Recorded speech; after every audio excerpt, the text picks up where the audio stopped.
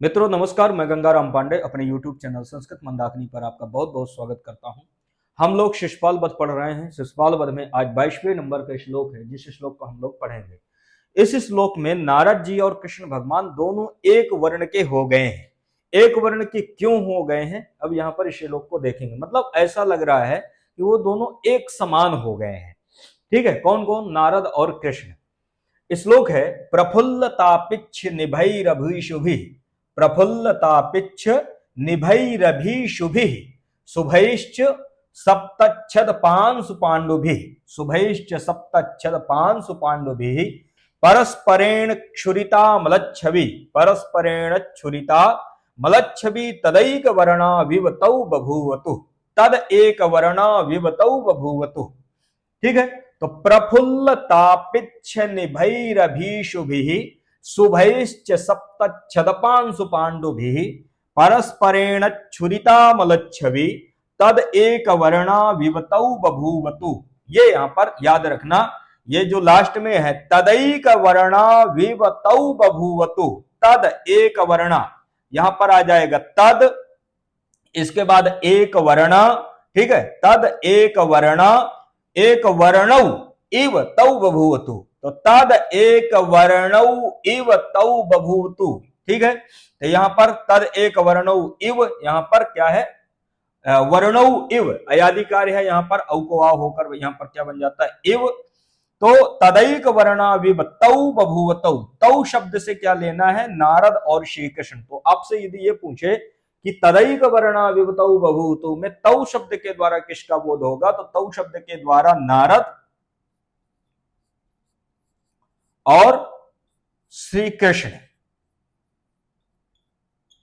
नारद और श्री कृष्ण इन दोनों का बोध होगा। तो तौ मतलब को, तौ मतलब वे दोनों, तौ मतलब वे दोनों। ठीक है, अब वे दोनों कौन? नारद और श्री कृष्ण। ठीक है, तो सह तौ ते, तो इस प्रकार से यहां तौ शब्द द्वितीय द्विवचन में बनता है। ठीक है, तो तौ मतलब वे दोनों को नारद और श्री कृष्ण। एक वर्णा, तद मतलब तदा एक वर्णा इवतौ बभूतु, तदा एक वर्णा। अच्छा, यहां पर तदा है, तदा एक वर्णा, तदा मतलब उस समय, एक वर्णा मतलब एक समान, एक वर्णा मतलब एक समान एक रंग के। ठीक है, उस समय वे दोनों एक समान एक रंग के बभूतु मतलब हो रहे थे या शोभित हो रहे थे या हो गए थे। उस समय वे दोनों अर्थात वे दोनों को नारद और श्री कृष्ण एक वर्ण के एक रंग के हो गए थे। इस प्रकार से ये इस श्लोक को समझना है। ठीक है, तो उस समय वे दोनों, तो मतलब वे दोनों नारद और श्री कृष्ण एक वर्णा मतलब एक रंग के एक वर्ण के बभूतु मतलब हो गए थे। तो बभूवतु यहां पर भू धातु के यहां पर लिट लकार में और द्विवचन में बभू बभूवतु बभूवु बभूविथ बभूतु बभूविव। इस प्रकार से यहां पर भू धातु के लिट लकार में बभूतु रूप बनता है। तो भू धातु से कहां पर लिट लकार में बनता है? लिट लकार के द्विवचन में बभू बभूवतु बभूवु बभूविथ बभूवथु बभूव बभूव बभूविव बभूविम। ठीक है, तो यहां पर क्या होता है? तस को अतुस होकर के यहां पर भूतु बनता है, सकार को विसर्ग हो जाता है, तो प्रयोग बनता है बभूतु। बभूतु मतलब हो गए थे। किस समय हो गए थे एक वर्ण के? प्रफुल्लतापिच्छ निभैः अभीष निभैः, यहां तक जाना। प्रफुल्लतापिच्छ निभैः, प्रफुल्ल शब्द का अर्थ होता है खिले हुए। प्रफुल्ल मतलब खिले हुए, और तापिच्छ का मतलब होता है जो तमाल पत्र होते हैं। ठीक है, तापिच्छ मतलब तमाल पत्र। तो प्रफुल्ल मतलब खिले हुए, तापिच्छ मतलब जो तमाल पत्र, निभई मतलब उनकी जो कांति। तो खिले हुए तमाल पत्रों के समान श्यामल, जो तमाल पत्ते होते हैं, तमाल जो पुष्प होता है, ठीक है, तमाल पुष्प या तमाल पत्ते, तो यहां पर तमाल पत्र ये लेना है। तो तमाल पत्र, तमाल के जो पत्ते होते हैं, तमाल वृक्ष के जो पत्ते होते हैं, वो कैसे होते हैं? श्यामल होते हैं। कैसे होते हैं वो? श्यामल। श्यामल का मतलब होता है श्याम वर्ण के, या मतलब जिस प्रकार से, जैसे एक काला और काल जो ज्यादा मतलब बहुत ज्यादा काला ना हो बल्कि थोड़ा कम काला हो, तो उसको क्या कहते हैं, श्यामल।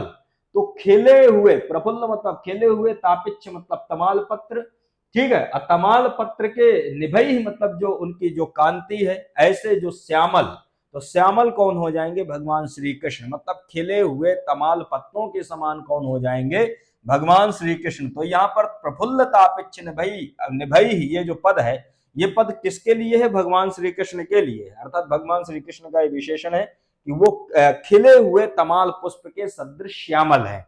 कौन है, भगवान श्री कृष्ण। तो भगवान श्री कृष्ण तमाल पुष्प के समान, तमाल पत्ते के समान श्यामल वर्ण है उनका। और नारद जी कैसे हैं, तो नारद जी हैं सप्तच्छद पांशु पांडुभी। सप्तच्छद का मतलब होता है सप्तपर्णी। सप्तच्छद मतलब सप्तपर्णी। सप्तपर्णी एक वृक्ष होता है, सप्तपर्णी का मतलब ये होता है कि 7 पत्ते हों जिसमें, तो सप्तपर्णी मतलब ऐसा कोई वृक्ष जिसमें 7 पत्ते होते हैं। जैसे दिल्ली में भी आप देखोगे कि एक ऐसा पेड़ यहाँ पर लगभग पूरी दिल्ली में देखने को मिलता है जिसमें 7 पत्ते होते हैं, ठीक है। तो कुछ लोग ऐसा कह रहे थे कि ये जो सप्तपर्णी यहाँ पर कवियों मतलब आता है साहित्य में या काव्य में, तो ये सप्तपर्णी वही वृक्ष है, लेकिन इसमें स्पष्ट रूप से मैं कह नहीं सकता क्योंकि इसमें कुछ विवाद है। मतलब ये नहीं है कि ये यही वृक्ष है, कुछ और सप्तपर्णी करके कोई वृक्ष था जिसमें 7 पत्ते होते हैं। तो सप्तच्छद का मतलब होता है सप्तपर्णी, अर्थात सप्तपर्णी जिसमें 7 पर्ण हो। असप्तच्छद पांशु पांडुभी, तो पांशु मतलब उसका जो पराग, पांशु मतलब पराग, और पांडुभी मतलब होता है सफेद। पांडुभी मतलब सफेद, उसको धूसर भी कहते हैं। इसका अर्थ क्या हो जाएगा कि सप्तच्छद पांशु पांडुभी मतलब सप्तपर्णी के पराग के समान सफेद, ठीक है।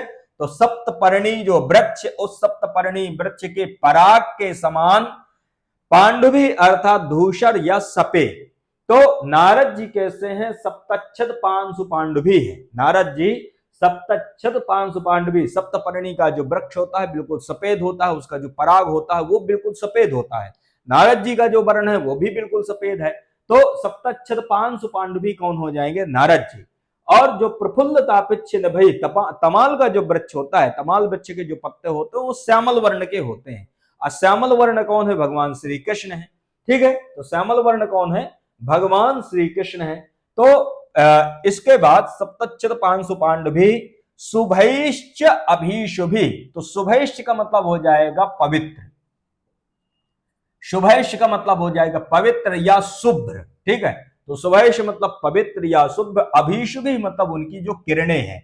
तो अभिशुभि शब्द का अर्थ लेना किरणें, यहां पर मैंने अन्वय नहीं लिखा बल्कि ऐसे ही समझ लेना कि प्रफुल्ल तापिच्छ निभई कौन हो जाएंगे, श्री कृष्ण हो जाएंगे। सप्तच्छद पांशु पांडुभी कौन हो जाएंगे, नारद हो जाएंगे।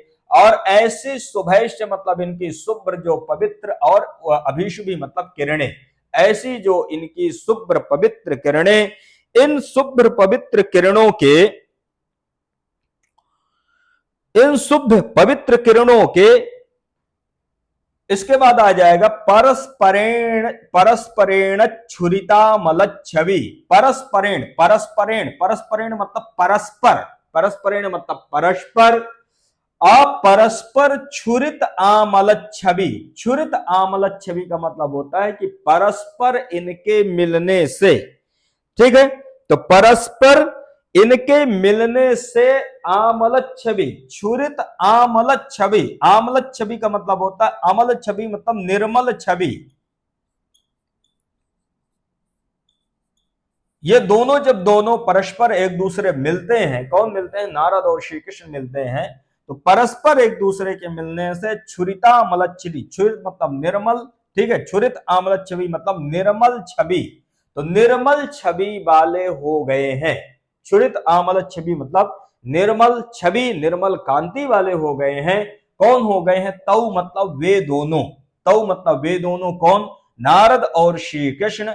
इस प्रकार तदा मतलब उस समय ऐसा लग रहा था जैसे वह एक वर्णौ इव, अर्थात एक वर्ण मतलब एक रंग के, बभूवतु मतलब हो गए हैं। दोनों कैसे हो गए, एक रंग के हो गए हैं, क्योंकि दोनों की जो कांति है, नारद की जो कांति है कैसी है, सप्तपर्णी के वृक्ष के पराग के समान श्वेत है।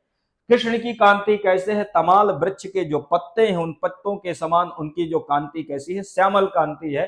आइए, श्यामल कांति और श्वेत कांति दोनों एक दूसरे पर पड़ रही है। कृष्ण की कांति पड़ रही है नारद पर, नारद की कांति पड़ रही है कृष्ण पर।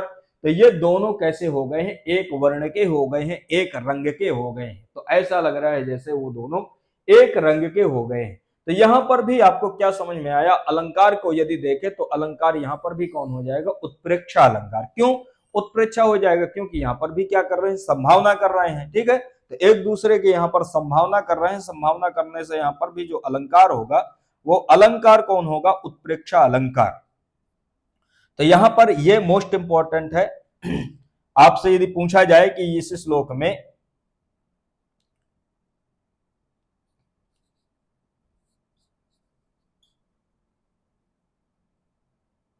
इस श्लोक में कौन सा अलंकार है, तो इस श्लोक में कौन सा अलंकार है? उत्प्रेक्षा अलंकार है, ये याद रखना। ठीक है, बभूतु आप समझिएगा क्रियापद है, भू धातु के यहाँ पर लिट लगा के द्विवचन में बनता है। प्रफुल्ल तापिच्छ निभई अभीशुभि, प्रफुल्ल मतलब खिले हुए, तापिच्छ मतलब तमाल, तमाल जो पत्ते हैं उनकी जो किरणें हैं। ठीक है, सप्तच्छद पांशु पांडुभि, जो सप्तपर्णी का जो वृक्ष है उसके समान जो श्वेत पांडु, पांडु मतलब पांशु मतलब पराग, सप्तच्छद जो वृक्ष है उसका जो पराग उसके समान श्वेत कांति किसकी? नारद की हो जाएगी। दोनों परस्पर एक दूसरे से मिलते हैं तो वो दोनों कैसे लग रहे हैं? एक वर्ण के लग रहे हैं। इस प्रकार से समझना, तदेक वर्ण तदा एक वर्णा तदा एक वर्णु इव, इव मतलब होता है सदृश, एक वर्णु मतलब एक समान, तव मतलब वो दोनों। तो ये यहाँ पर मोस्ट इंपॉर्टेंट है। जो जो पद यहाँ पर मैंने आपको बतलाया इन पदों को देख लेना। प्रफुल्ल में होता क्या है कि प्रापूर्व यहाँ पर फुल्ल धातु, फुल्ल से अच प्रत्यय होता है। तो प्रापूर्वक यहाँ पर फुल्ल धातु से क्या हो जाएगा? अच प्रत्यय, अच प्रत्यय होकर क्या बन जाता है? प्राफुल्ल। ठीक है, क्या बन जाएगा?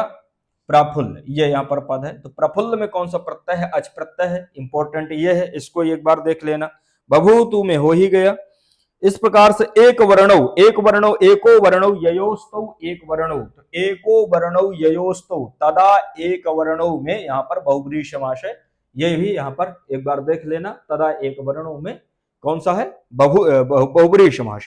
तो मित्रों इसी के साथ में यहीं पर इसको विराम करते हैं, फिर इसके बाद मिलेंगे। नमस्कार।